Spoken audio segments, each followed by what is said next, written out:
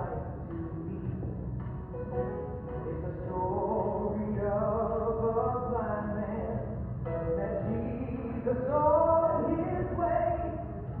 With the master's touch, the man looked up as the scoffers heard him say, somebody touch me, somebody touch me. Oh, I was blind, but praise his name, now I can see.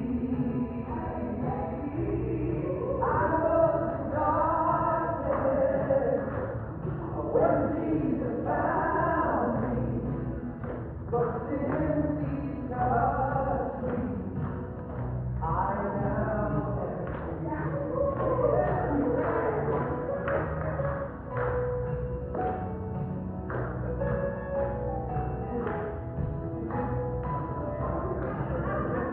One day he touched a crippled man.